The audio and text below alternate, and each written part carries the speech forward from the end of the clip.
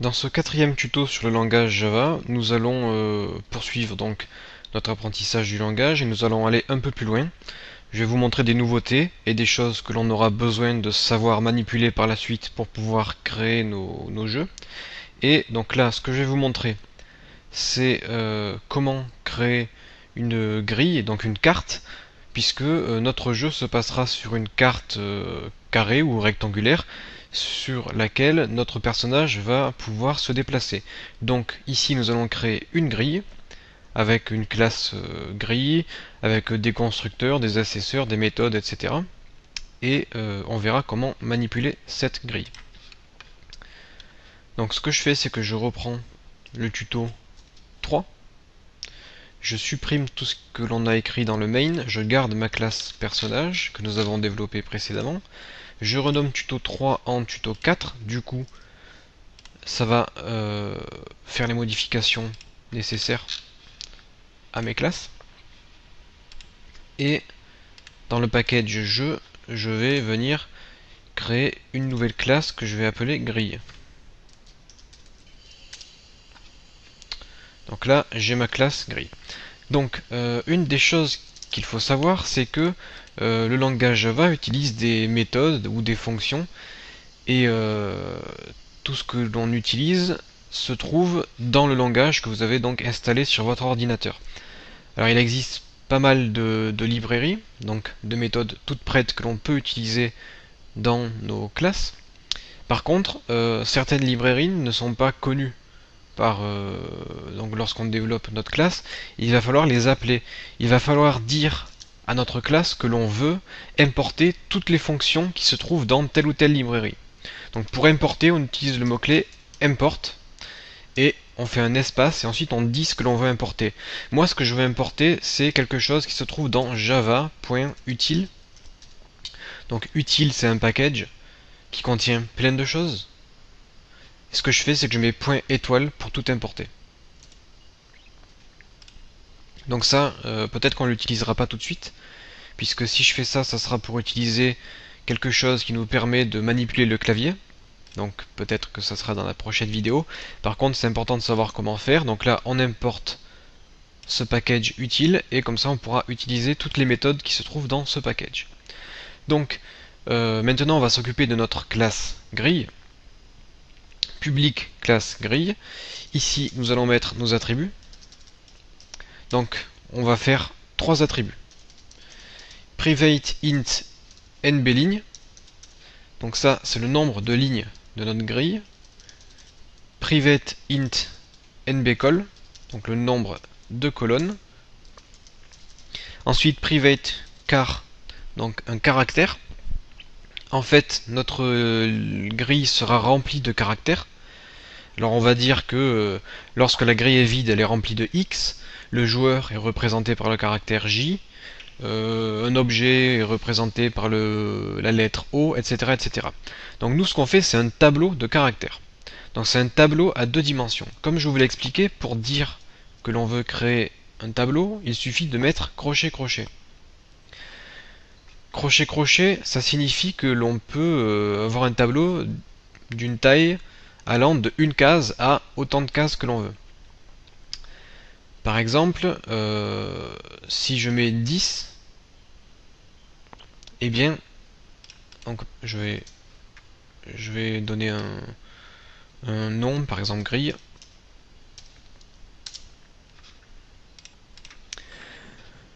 Donc si on a 10 cases, on aura accès à grille 0, on aura accès à grille 1, on aura accès à grille 2, etc., etc. Donc on aura accès à la case 0, 1, 2, 3, 4, 5, 6, 7, 8, 9, puisque les tableaux commencent à 0. Ensuite, si on fait un tableau à deux dimensions, comme ceci, eh bien, on aura accès à grille 1, 1, ce qui signifie l'élément en haut à gauche. Ensuite, on aura accès à grille 1, 2, grille 1, 3, etc. Grille 2, 1, 2, 2, 2, 3, etc., etc. Donc moi, comme je crée une grille carrée, Je vais vous faire un dessin, ça sera plus facile à comprendre. Donc moi ce que je veux faire, c'est une grille sous cette forme. Je vais faire des traits un peu plus épais. Bon, ça sera pas très carré. Voilà. Donc là, on aura notre plateau de jeu sur lequel sera positionné notre personnage. Donc on dessine les lignes et les colonnes. On aura des cases vides. Donc cette case là, c'est la case 0, 0. Cette case là, c'est la case 0, 1, 0, 2, etc., etc. Le joueur sera représenté par un J, un objet sera représenté par un O, un ennemi par un E, et on pourra se déplacer de case en case. Donc voilà ce que je souhaite faire. Donc maintenant que nous avons déclaré nos attributs, on va pouvoir créer le constructeur. Donc le constructeur, c'est public grille. Donc on va créer quelque chose de type grille avec int n qui sera le nombre de lignes, int p qui sera le nombre de colonnes. Une fois que j'ai fait ça, j'ouvre les accolades, je dis que nb ligne est égal à n, nb col est égal à p. Donc là j'ai défini le nombre de lignes et de colonnes. Je dis grille est égal à new, grille avec un G minuscule, attention. Donc grille est égal à new car de nb ligne par nb colonne. Donc en fait, ce que nous avons fait ici, c'est que on a défini grille de type tableau à deux dimensions de caractères. Et je dis que cette grille, c'est égal à un nouveau tableau de caractères. Donc on utilise le mot-clé new pour attribuer une taille. Et entre les crochets, on va définir la taille de notre grille. Donc si par exemple, à notre constructeur, on passe en paramètres 10 et 10, on aura nb ligne qui sera égal à 10, nb col qui sera égal à 10, et du coup, on va créer un tableau de 10 fois 10 cases, c'est-à-dire 100 cases. Maintenant, nous allons voir quelque chose que l'on n'a pas encore vu pour le moment, c'est la boucle for. Donc la boucle for permet de répéter une action un certain nombre de fois. Donc, on va l'écrire tout de suite. On utilise le mot-clé for int i égale 0. Donc là, j'initialise une variable à 0. Je mets un point virgule, je fais espace. Donc ça, c'est ma variable initiale. Ensuite, je dois donner une condition. Donc ma condition, c'est tant que i est plus petit que nb ligne, point virgule, espace, et là, je dis ce qui se passe à chaque étape. Je dis que i plus plus. I plus plus, ça veut dire augmenter la valeur de i de 1. C'est l'équivalent de i plus égal à 1, ou i égale i plus 1. En fait, i plus plus, c'est une abréviation. Donc là, ce que je dis, c'est que je veux que i soit égal à 0, et on exécute ce que l'on va écrire. Et une fois qu'on a exécuté ce que l'on a écrit, on vérifie si i est plus petit que le nombre de lignes. Si c'est le cas, on augmente i de 1. On réexécute ce qui est écrit. Si i est plus petit que le nombre de lignes, on augmente i de 1 et on réexécute ce que l'on a écrit, etc., etc., jusqu'à ce que i soit plus grand que le nombre de lignes. Et à ce moment-là, on sort de notre boucle for. Juste pour vous donner une idée de ce que ça fait, je vais aller dans ma classe main et je vais dire tant que i est plus petit que 10, alors je veux faire un system.out.println coucou, j'enregistre et j'exécute.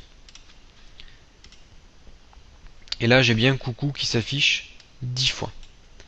Si vous voulez, je peux faire coucou égale à, et là je fais plus i pour avoir la valeur de i, j'exécute. Coucou égale 0, coucou égale 1, 2, 3, 4, 5, 6, 7, 8, 9. Et i passe à 10, et donc i n'est pas plus petit que 10 puisque i est égal à 10. Et du coup, j'ai pas coucou égale à 10. Donc voilà comment fonctionne la boucle for. C'est une boucle très très utile pour nos programmes. Donc là, ce que je vais faire, c'est dans ma classe grille, je vais faire une double boucle for puisque j'ai un tableau à 2 dimensions. En fait, la boucle for va nous permettre de remplir notre tableau. Mais si je fais ça, ça va me remplir uniquement les colonnes. Moi, ce que je veux, c'est remplir les lignes plus les colonnes. Donc, dans ma boucle, je vais faire une deuxième boucle for j for int j égale 0, point virgule, j plus petit que nbcol, point virgule, j++, et là, j'ouvre et je ferme les accolades, et du coup, ce que ça va faire ici, c'est que ça va augmenter donc la valeur de j jusqu'à ce que j atteigne 10. Une fois que j a atteint 10, on sort de la boucle. On sort de la boucle interne. On arrive à cette boucle-ci. On augmente la valeur de i de 1. Ensuite, on retourne dans cette boucle, on réinitialise j à 0, on réexécute 10 fois ceci. Ensuite, on repasse à cette boucle, etc., etc., jusqu'à ce que on obtienne 10 fois 10 tours de boucle. Encore une fois, ce que je vais faire, c'est que je vais vous le montrer. Je vais faire plus petit que 3, plus petit que 3, et je vais faire un système.out.print, et je fais i plus espace plus j. Donc j'ai coucou 00, coucou 01, 02, 10, 11, 12, 20, 21, 22. Voilà comment fonctionne la double boucle imbriquée. Donc vous allez comprendre à quoi ça va nous servir tout de suite. Maintenant que j'ai fait mes deux boucles, ce que je vais dire, c'est que je vais dire que grille de ij, donc la case 00 sera égale à, et là je vais mettre un caractère, je vais mettre x. Du coup, on va remplir notre grille de x. Donc voilà pour le constructeur.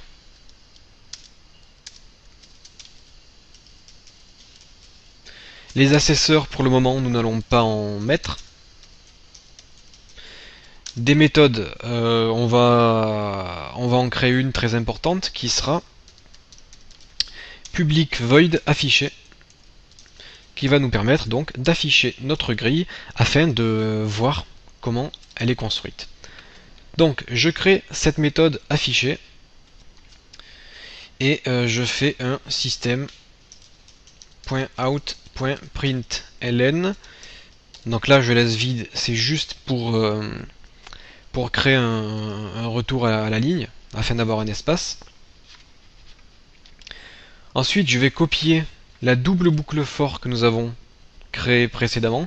For int i égale 0, i plus petit que nombre de lignes, i++, for in j égale 0, blablabla, blablabla. Et là, sauf que je ne veux pas afficher, je ne veux pas remplir ma grille de caractères. Moi, ce que je veux, c'est afficher ma grille. Donc, ce que je vais faire, c'est que je vais faire system.out.println. J'ouvre, même pas, on va pas mettre de .ln, on va juste mettre print, puisque nous on ne veut pas retourner à la ligne. J'ouvre la parenthèse, j'ouvre les guillemets, je fais un espace, je mets une barre oblique, Alt plus touche 6. Une fois que j'ai fait ça, donc ça va me permettre de dessiner le bord de ma grille. Je fais espace, je fais plus grille ij. Donc là je vais afficher ce qui est contenu dans ij, point virgule. Une fois que j'ai fait ça, je sors de ma première boucle for et je vais faire un system.out.print. Donc ce coup-ci, ce sera un print ln et je vais afficher encore une fois ma barre pour dire c'est la fin de la grille, donc je veux terminer par une barre verticale.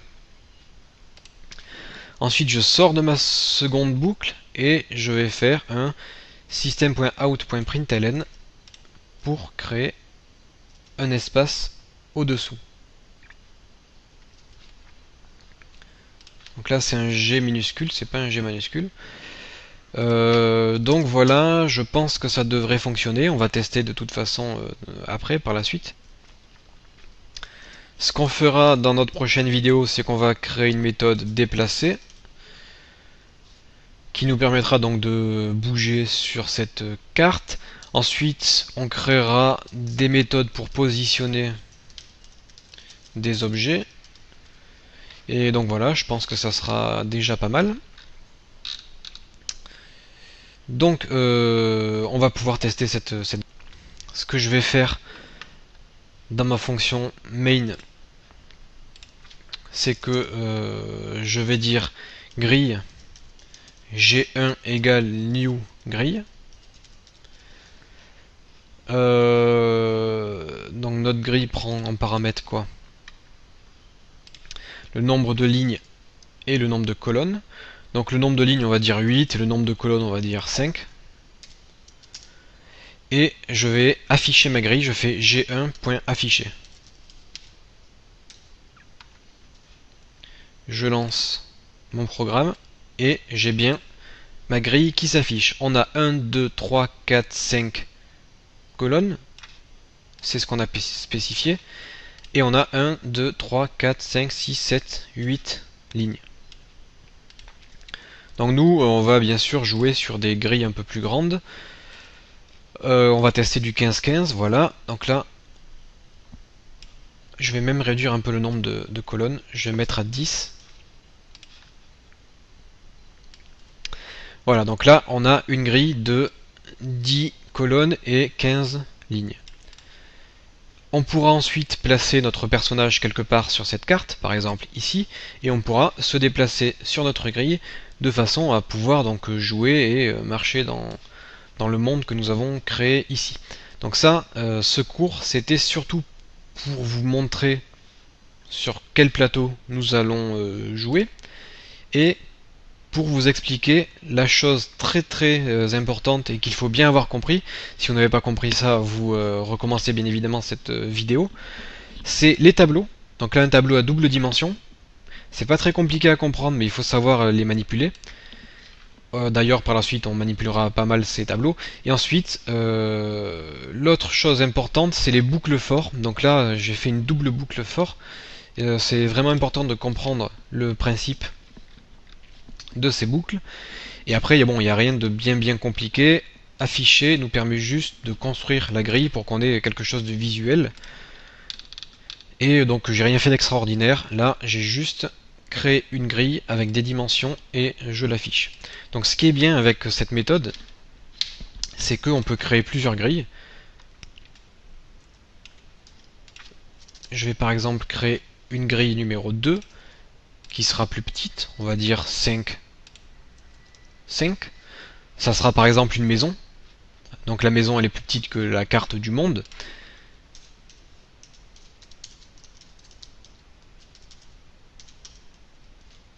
Voilà, donc là je fais un retour à la ligne. J'exécute. Oui. Là j'ai fait une petite boulette puisque j'ai fait g1.afficher. Nous on veut g2.afficher. Et on a bien nos deux cartes. On a bien la carte du monde et la carte de la maison. Donc bien évidemment il faut imaginer puisque là c'est juste des caractères, c'est pas des images.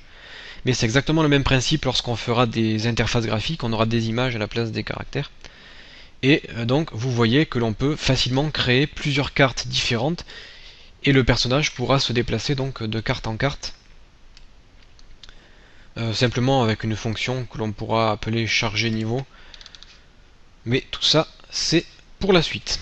Voilà, donc je vous fournirai les sources du tuto 4 et on se retrouve dans notre 5e vidéo.